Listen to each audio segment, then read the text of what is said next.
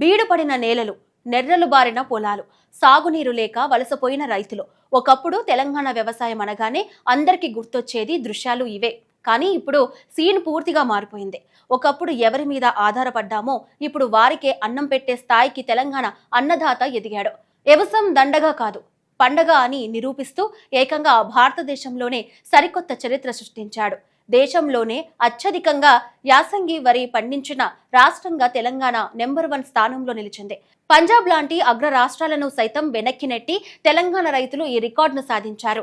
ఈ అద్భుతమైన మార్పు వెనుక ఉన్న అసలు కారణాలేంటో తెలుసుకుందాం పదండి.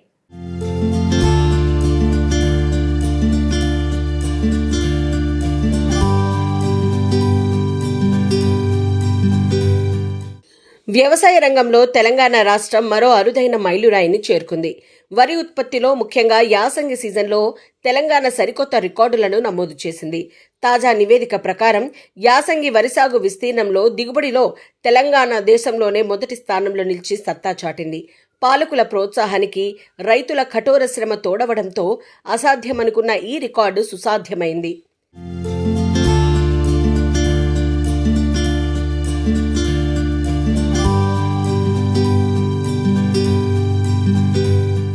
సాధారణంగా వానాకాలం సీజన్లో దేశవ్యాప్తంగా వరి సాగు భారీగా ఉంటుంది.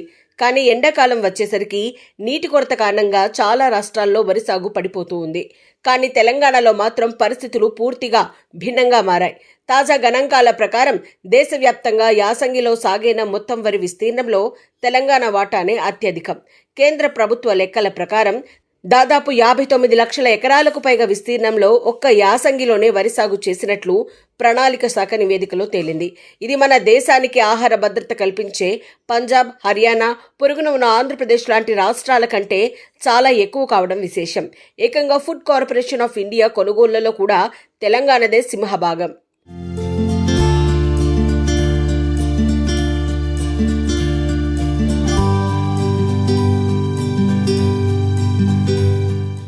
ఒకప్పుడు తాగునీటికే కటకటలాడిన తెలంగాణ ఇప్పుడు ఇంతలా పంటలు ఎలా పండిస్తోంది? దీని వెనుక ఉన్న ప్రధాన కారణం నీటిపారుదల వ్యవస్థలో వచ్చిన విప్లవాత్మక మార్పు. కాళేశ్వరం లాంటి భారీ లిఫ్ట్ ఇరిగేషన్ ప్రాజెక్టుల వల్ల గోదావరి జలాలు బీడు భూములను సైతం సస్యశ్యామలం చేశాయి. అలాగే మిషన్ కాకతీయ ద్వారా చెరువుల పూడికతీత పనులు చేపట్టడంతో భూగర్భ జలాలు భారీగా పెరిగాయి. దీనికి తోడు ఉచిత నాణ్యమైన విద్యుత్ సరఫరా చేస్తూ ఉండటంతో రైతులు ధైర్యంగా బోరుబావుల కింద యాసంగిలో వరి సాగుకు మొగ్గు చూపారు. కరెంటు కోతలు లేకపోవడం రైతులకు ఒక పెద్ద వరంగా మారింది.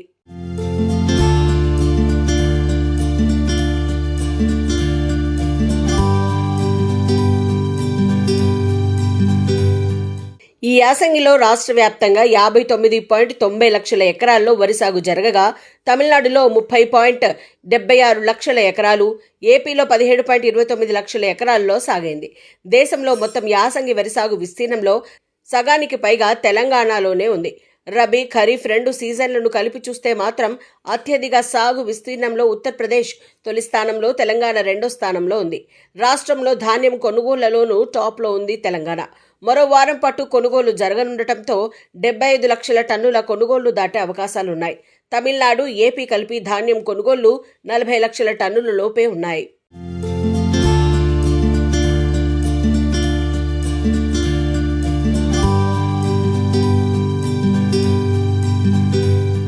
వ్యవసాయంలో వచ్చిన ఈ వృద్ధి కేవలం రికార్డులకే పరిమితం కాలేదు.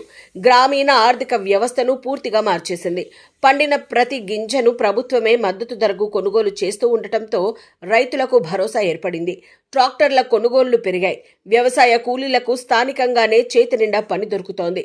ఒకప్పుడు ఉపాధి కోసం ముంబై, దుబాయ్ లాంటి ప్రాంతాలకు వలస వెళ్లిన తెలంగాణ బిడ్డలు ఇప్పుడు తిరిగి సొంతూళ్లకు వచ్చి గర్వంగా వ్యవసాయం చేసుకుంటున్నారు.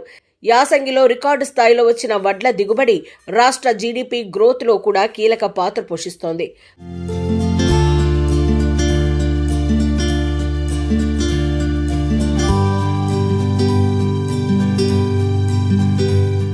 పట్టుదల, సరైన వనరులు, ప్రభుత్వ అండ ఉంటే ఒక ప్రాంతం ఎంతలా అభివృద్ధి చెందుతుందో చెప్పడానికి తెలంగాణ రైతుల విజయం ఒక పక్కా ఉదాహరణ.